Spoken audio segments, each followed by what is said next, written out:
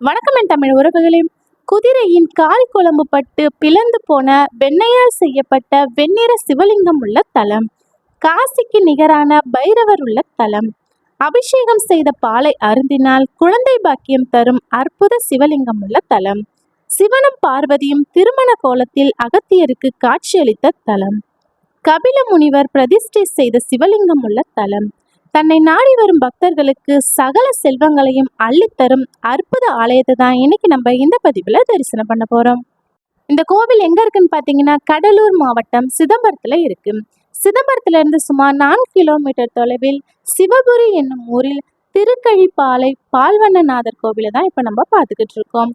3 நிலை ராஜகோபுரத்தை கடந்து உள்ள போனதும் அதிகார நந்தி தன் துணைவியாருடன் இருக்காரு, நம்ம தரிசனம் பண்ணிக்கலாம். சிதம்பரம் அண்ணாமலை பல்கலைக்கழகத்தின் வழியா சுமார் 5 கிலோமீட்டர் சென்றால் சிவபுரியை அடையலாம்.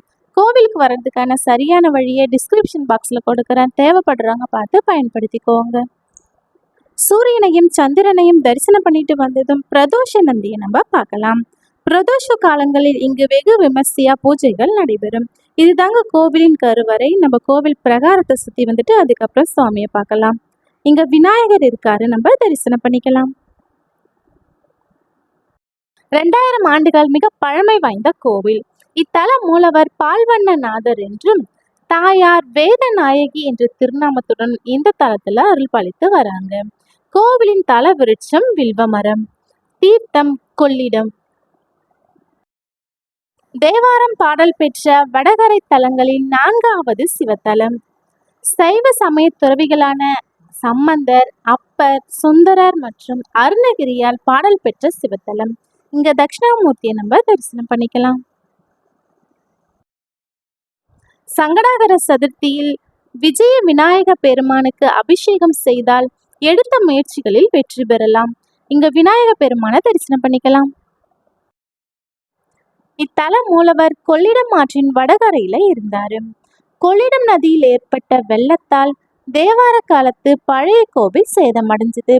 அதுக்கப்புறம் அந்த கோவில்ல இருந்த பால்வண்ணநாதேஸ்வரரை இந்த கோவில்ல பிரதிஷ்டை செய்திருக்காங்க. குதிரையின் கால் குழம்பு பட்டு பிளந்து போன சிவலிங்கத்திற்கு தான் இன்றும் பூஜைகள் நடைபெறுது. லிங்கத்திற்கு அபிஷேகம் செய்த பாலை அருந்தினால் குழந்தை பாக்கியம் உண்டாகும். உஷ்ணம் சம்பந்தப்பட்ட நோய்கள் குணமாகும். இப்போ இந்த ஆலயத்தின் தல வரலாறு என்னன்னு பார்க்கலாம். கபில முனிவர் சிவாலயங்களுக்கு யாத்திரை சென்ற பொழுது இந்த இடம் வில்வ மரங்கள் நிறைந்திருந்தது. இந்த இடத்துல இறைவனுக்கு பூஜை செய்ய விரும்பினார். அப்பொழுது பசுக்கள் தாமாகவே முன்வந்து பாலை சுரந்தன. பால் பட்டு வெண்மையாக இருந்த மணலை சேகரித்து பூஜைக்காக சிவலிங்கத்தை உருவாக்கினார். அப்பொழுது ஒரு ராஜா குதிரையில் வரும்பொழுது குதிரையின் கால்பட்டு சிவலிங்கம் பிளந்து போனது. அதனால் சோகம் அடைந்த கபில முனிவர் மீண்டும் மற்றொரு லிங்கத்தை தயார் செய்ய முயன்றார். அப்பொழுது சிவபெருமானும் பார்வதி தேவியும் அவர் முன் தோன்றி, சேதமாகி இருந்தாலும் பரவாயில்லை, இந்த லிங்கத்தையே பிரதிஷ்டை செய்யுமாறு கூறினார். ஏனென்றால் தெய்வீக பசு காமதேனுவால் உருவாக்கப்பட்ட சிவலிங்கம் என்பதால் இந்த லிங்கத்தை பால்வண்ணநாதர் என்றும், இந்த லிங்கத்தை வழிபடுபவர்கள் வாழ்வில் அனைத்து வளங்களையும் பெறலாம் என்றும் கூறி மறைந்தனர். பிரம்மாவை தரிசனம் பண்ணிட்டு வந்ததும் கோவில்ல கல்வெட்டுக்களை நம்ம பார்க்கலாம்.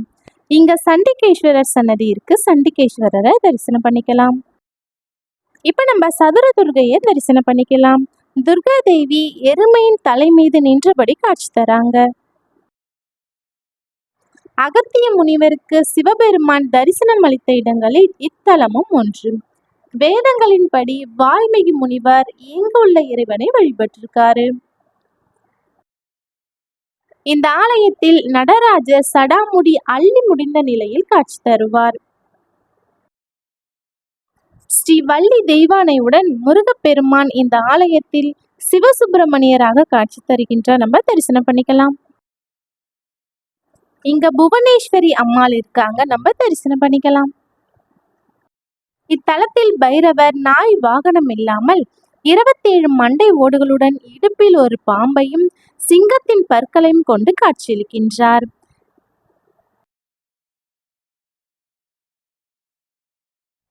இத்தலத்தில் பார்வதி தேவி வேத நாயகியாக நமக்கு காட்சி தருகின்றார், நம்ம தரிசனம் பண்ணிக்கலாம்.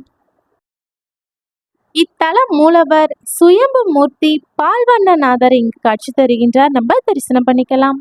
குதிரையின் கால் குழம்பு தாக்கியதால் லிங்கம் பிளந்திருக்கு. லிங்கத்திற்கு பின்னால் திருமண கோலத்தில் சிவபெருமானும் பார்வதி தேவியும் காட்சி தருகின்றனர். இங்குள்ள சிவலிங்கத்திற்கு பால் அபிஷேகம் மட்டுமே நடைபெறும். கோவில் திறந்திருக்கும் நேரம் காலை 6 மணி முதல் 11 மணி வரையும், மாலை 5 மணி முதல் 7 மணி வரையும் திறந்திருக்கும்.